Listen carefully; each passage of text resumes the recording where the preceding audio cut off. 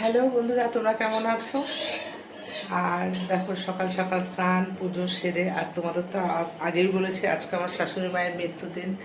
তা ওখানে একটু পুজো টুজো দিয়ে আর কি পুজো টুজো কি একটু ফুল মালা দিয়ে তাদের প্রতি শ্রদ্ধা নিবেদন করে তার রান্নাঘরে চলে এলাম। আর আজকে তোমাদের পুরো নিরামিষ, তোমাদের আগের ভিডিওতে দেখেছি আমি থোকা টোকা সব করে কেটে মশলা করে গুছিয়ে রেখেছি। তা এখন ধোকাটা রান্না করব। তা চলো দেখাই তোমাদের।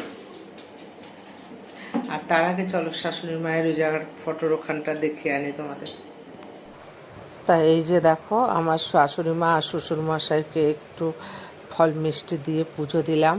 তা যেহেতু ওনাদের 2 মাস 19 দিনের ব্যবধানে দুজন মারা গেছেন, আগে শ্বশুরমশাই মারা গেছে, পরে শাশুড়ি মা মারা গেছে 2 মাস 19 দিনের মাথায়। তা যারই মৃত্যুদিন হোক না কেন, দুজনকেই একসাথে একটু শ্রদ্ধা নিবেদন করি আর ওনাদের কাছ থেকে একটু আশীর্বাদ চাই যেন আমরা ভালো থাকি। তা দেখলে তো আমার শাশুড়ি মা আর শ্বশুর মশাইকে একসাথেই পেতে আমরা পুজো দিই। যাই হোক, একটা মানে মানে কি বলতো, মাথার উপর, এরা তো আমাদের মাথার উপর ছাতা ছিল, নেই। মনটা একটু খারাপ, কিন্তু কি করব, আর কিছু করার নেই। তো চলো যাই, ধোকাটা রান্না করব এখন, দেখাই তোমাদের। এই যে সকালবেলা উঠেই ধোকাগুলোকে বের করে নিয়েছি, মশলাটাও বের করে নিয়েছি, আর এদিকে কড়াইতে তেলও দিয়ে দিয়েছি। তাই এই যে কড়াইও বসিয়ে দিলাম। চলো এবার কড়াইয়ের তেল গরম হয়ে ধোয়া উঠছে, এবার এক এক করে ধোকাগুলো ভেজে নিই। আর আমি কোনো কিছু ভাজার আগেই না একটু হলুদ দিয়ে দিই, তাহলে না মাছ বলো বা যে যা কিছু হোক লেগে যায় না। এটা আর কি আমার টিপস। আর ধোকাগুলো ভেজে নিই। আর এত সুন্দর সুন্দর হয়েছে না, কী করবো, একটু লাল লাল করে ভেজে নেবো।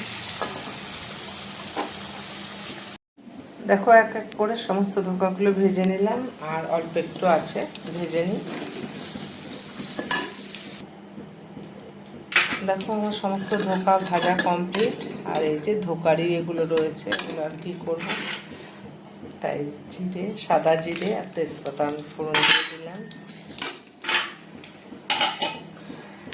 আর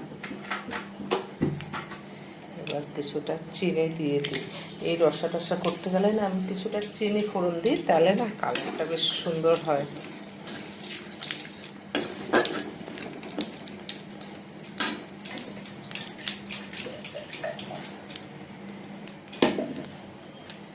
এই যে মশলাটা পুড়ে গেছে, এবার মিক্সির বাটিতে যে মশলাটা করে রেখেছিলাম সেটা দিয়ে দিলাম।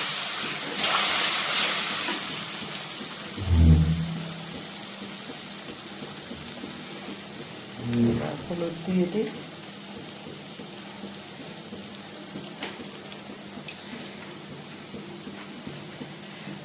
স্বাদ মতো নুন দিয়ে দিলাম। এটাকে কতক্ষণ কষাবো,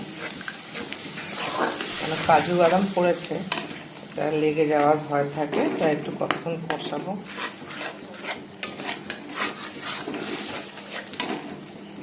দেখো মশলার গা থেকে তেল ছাড়তে শুরু করেছে। এখন ওই যে কালকে করে রেখেছিলাম ধোকা, মানে কড়াইতে দিয়ে জাল দেওয়ার পর যে কড়াইটা ধুয়ে রেখেছিলাম, এই জলটা দিয়ে দিই।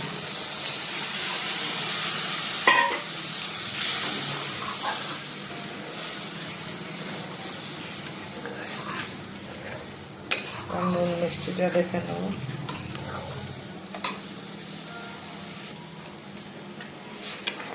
তাই এদিকে ঝোলটা ফুটছে, আর এদিকে কি করব, এগুলো আর কড়াইতে দেব না, তাই যে গরম মশলা ছিটিয়ে দিচ্ছি।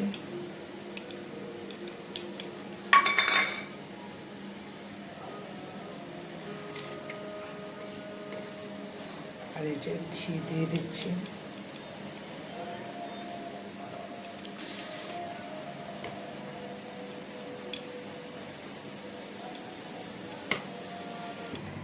এই যে ঝোলটা ফুটে গেছে, এইবার আস্তে আস্তে করে আমি এখানে দিয়ে দেবো।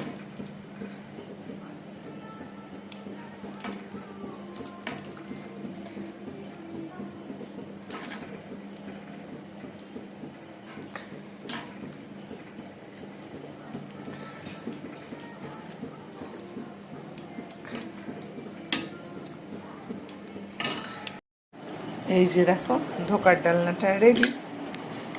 তা কেমন হয়েছে কমেন্ট করতে ভুলো না।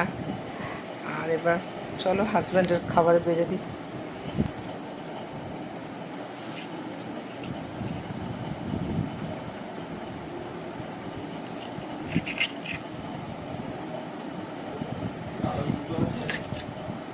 কি কেন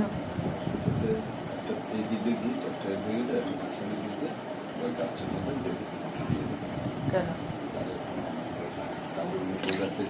আপনি থাকতে পারবেন?